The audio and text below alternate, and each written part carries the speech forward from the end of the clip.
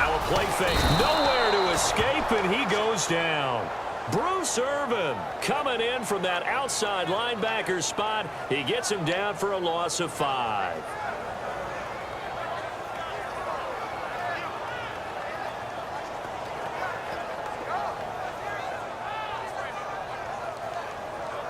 So the defense has put them in a tough spot. It's 2nd and long. Possible run anticipation. Here's the D-line sandwiches together. On 2nd down, here's Smith. Pass incomplete. This is the offense we're going to see coming up in this one, and Travis Kelce will be key. What a tremendous weapon he is, especially in the red zone.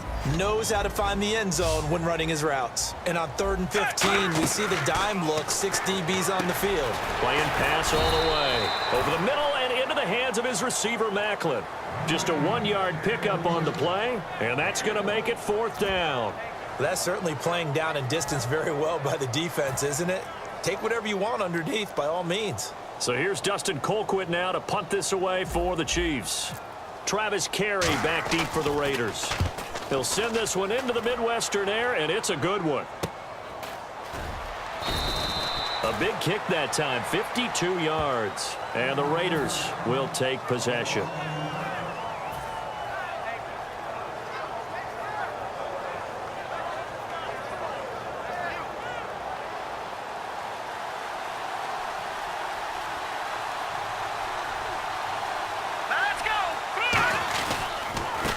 First carry for Latavius Murray. And he is going to lose yardage here. It's a loss of 2 there, bringing up 2nd down. Brandon, that play ended so fast, it's almost as if the quarterback handed it to the runner, and the tackler was there right away for a loss of yardage. It's already 2nd and 12. The defense hoping to push them back more. All right, here we go. 3-19. Now Cook. A right side catch by Crabtree. And they'll get 9 there as that sets him up better for 3rd down. And that's the kind of pass that adds up over time, Brandon. You may not have picked up a first down there, but if you keep chipping away at it, eventually big plays may result. They give him 14 yards that time and a fresh set of downs. Give them a lot of credit. They ended up running the ball on a key 3rd down situation. They were staring 3 and out in the face and found a way to flip the script and keep the ball moving on offense.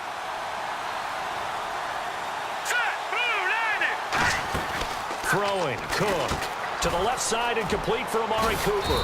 And he'll be taken down at the 44-yard line. Amari Cooper, he hasn't really had a standout performance for much in November or December. Fewer than 60 receiving yards in 6 straight games, but he's got the talent. Might be a little bit of a sleeping dragon as they approach the playoffs. Yeah, and let's face it, he's had a lot of help this year from Michael Crabtree, who came into the league assuming the role that Amari Cooper has now, which is the #1 receiver. I think Crabtree has really found his niche as a #2 in Oakland. He takes a lot of pressure off of Cooper.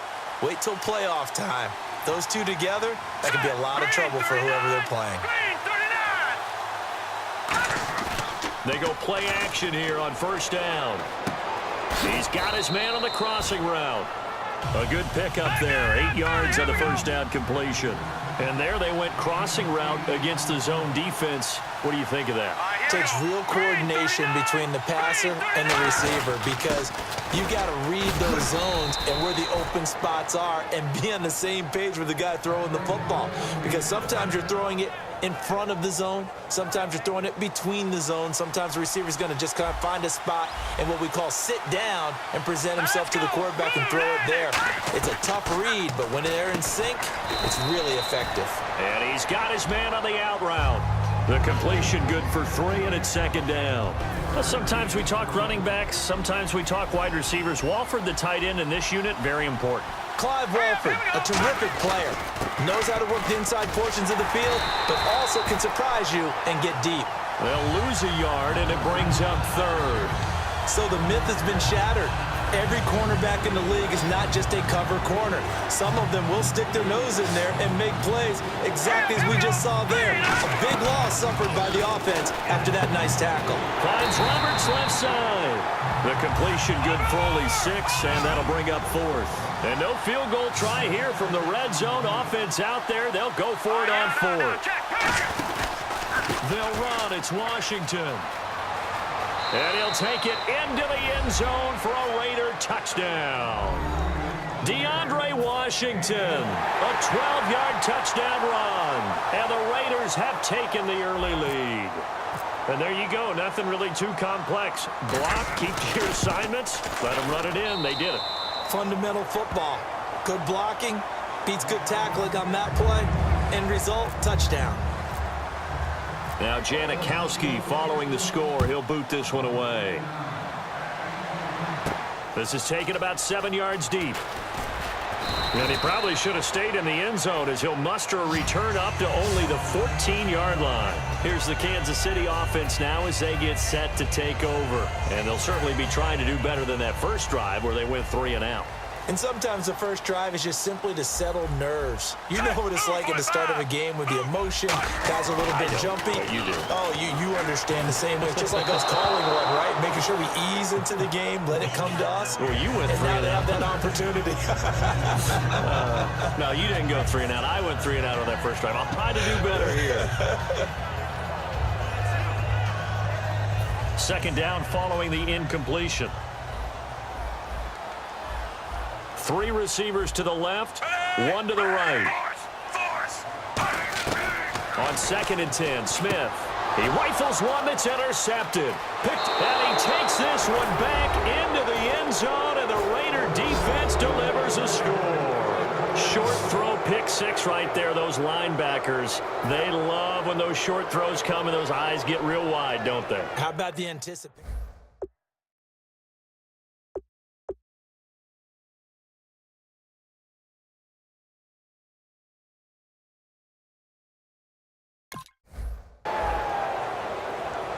Janikowski on for the extra point.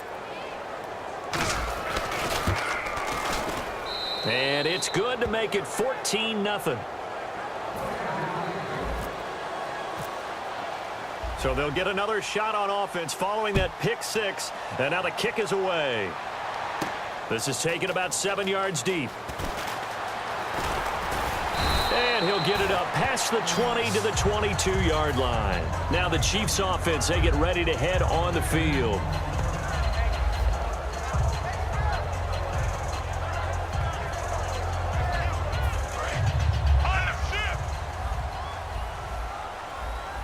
Five wides in the game, 4 of them to the right side. Fresh off the pick 6, it's Smith. Caught here by Conley. 5 yards on the catch there, brings up 2nd down. Shift together here from the D-line. Back now with Charles Davis. I'm Brandon Gaudin as the Chiefs in possession of the football as we begin the second quarter. They've got a 2nd down and 5 here to start things out.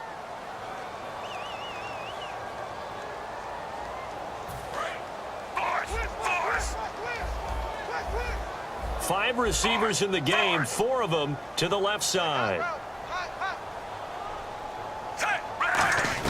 To throw on 2nd down is Smith. And the hit jarred it loose. It's incomplete. Albert Wilson, the intended receiver there. And it's 3rd and 5. On any passes in the middle of the field, anyone who's going after the football is going to be conscious that it's probably going to be contested and often physically. Sometimes that leads to drops. From the gun on 3rd down, Smith. And he's got his man. That's Macklin. That one goes for 13 yards, and it moves the sticks. And Brandon, from our time in college football, where receivers weren't running the traditional NFL route tree, one thing they did learn, find open areas, find soft spots. And now the ball's loose. Smith loses it. On plays like this where the ball comes free, it's often unusual for the team that lost it to get it back. Because this is the quarterback. The ball gets away from him. Everyone else is trying to execute what they're supposed to do on offense. They're usually looking in the other direction, downfield, or have moved away from him. In this case, though, a teammate is able to come up with the ball. And he motions the wide receiver. Here's Smith now on 2nd down. Trying to lay one up deep.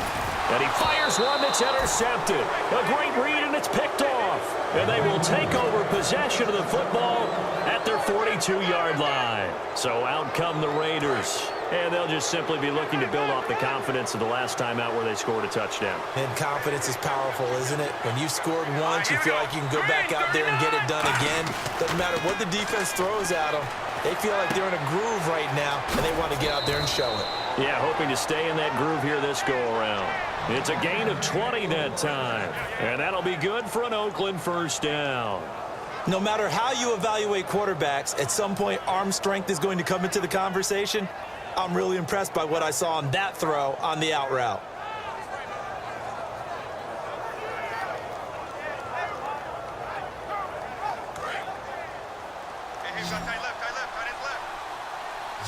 Murray the lone setback. Here we go. Green, 39. Philly, here we go.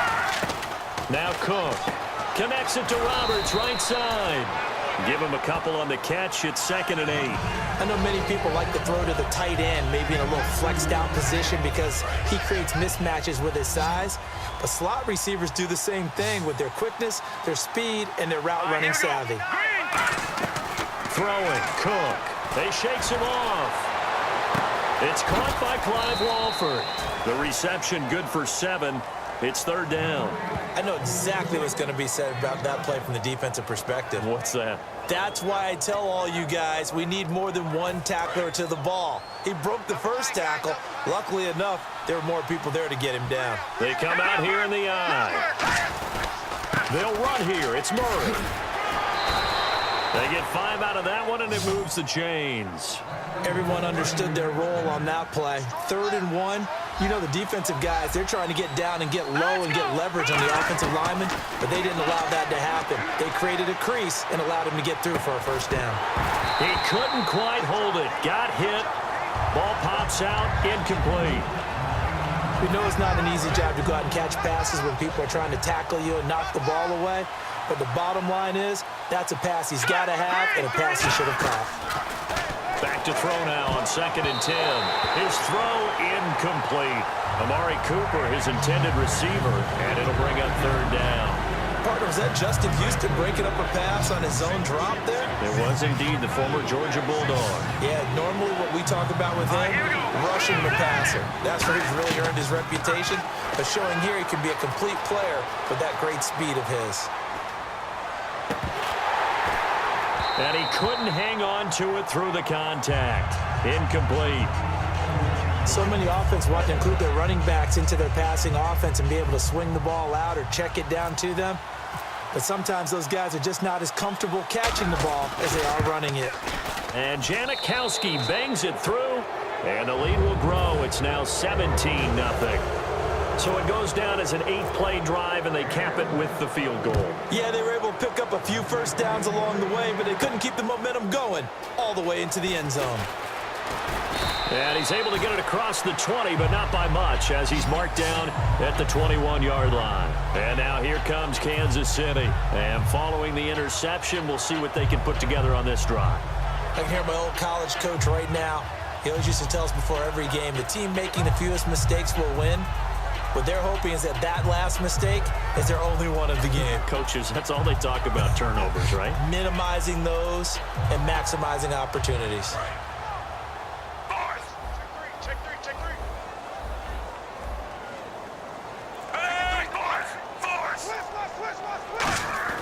Trying to shake off the interception from the last drive. He'll look to throw. And he gets this one just shy of the 40. They'll mark him down at the 39. Well, what happened to Kelsey in Week 15? He was under 100 yards. He had 4 straight weeks of over 100. He couldn't set the record for tied in with 5 straight over 100. Yeah, just really fell off the pace, didn't he? I think what it probably meant, a lot more attention paid to him in the passing game. A lot more guys trying to cover him. He's having a sensational 2016. And I know that he's going to be a big target for Kansas City down the stretch. Give him 5 on the carry there, and it'll be 2nd down. It's been a heck of a year in Kansas City for running backs because Jamal Charles who naturally would be the lead back there or just about anywhere else he would like to play, he didn't get the number of carries you would expect due to injury, but Spencer Ware has jumped in and played quite well, partner. Yeah, should finish right around 1,000 yards. Struggling a little bit down the stretch, but he's got a playoff push to think about as well. Yeah, I think that'll motivate him with the last couple of games, as well as you said, getting into the playoffs and having a chance to run on a national stage. So after that big gain, let's see what else the offense has up its sleeve. Set, move, 45, under. On first down, it's Smith. He's going to take a shot for the end zone. Oh, he had 6 points in his hands there. Couldn't hang on. Second down. When teams take shots at the end zone, you've got to defend it the same way you would defend the first down sticks. You defend the goal line exactly the same way. They can't cross that. You played through the receivers, and on that play, that's exactly what they did and batted it away. Under. Set, move. Second and 10, Smith again. To the right side, it's Kelsey. And inside the 20 before he's brought down. And now the passing game here in the second quarter starting to heat up a little bit. Don't you feel the rhythm starting to happen, right? You see it, now the confidence is starting to rise. I think now's a play caller. And now the ball's loose. Smith loses it. And the Raiders pick it up. There he goes right side. He's at the 40, the 20, 10, 5.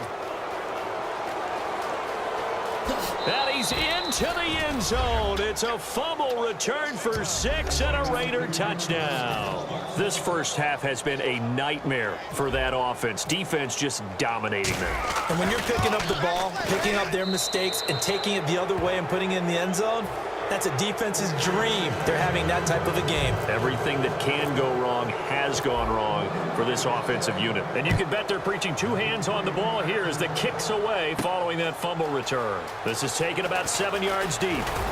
And he's up past the 20 to the 22-yard line. Out now the Chiefs offensive unit ready to do battle again. And what do you think goes on here in this situation? If you got the football, you're trailing, you're back in your own territory with just a little time. Do you try something? You're thinking about jump-starting your team, right? You just mentioned it. They're down. They're trying to get back into the game. But you got to figure. And for the third time here in this half, it's intercepted. A great read, and it's picked off. And they are going to set up shop at the 40-yard line.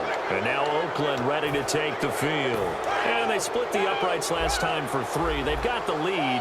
They're not going to play this conservative. They're not hoping for another field goal. They're hoping for a touchdown. I'm with you on that one. I like where your head is. I like the way you're thinking because you're exactly right. Trying to sit on a lead and play that way, that doesn't work too well for most teams. Run your offense. Run what you do best. Exactly. Put it all the way down and try to increase your lead in a big way. And the best way to do it, touchdowns. Amari Cooper, the intended target. And that'll bring up second down. Sure, that pass was incomplete as they made an attempt to get a big one downfield.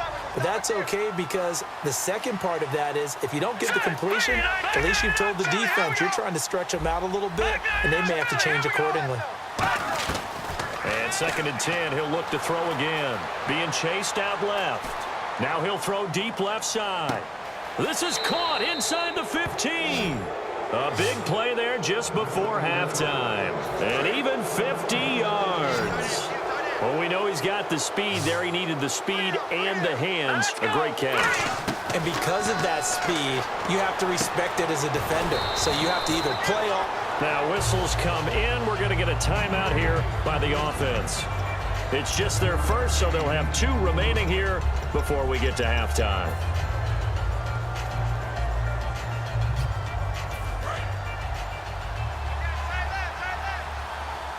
They'll come out in the pistol. They'll look to throw again. And that's incomplete. Clock stops with 10 seconds left. Timing's crucial in any route thrown, but when you throw an out, so many things are going through the mind of the receiver. Catching the ball, timing it up with the quarterback.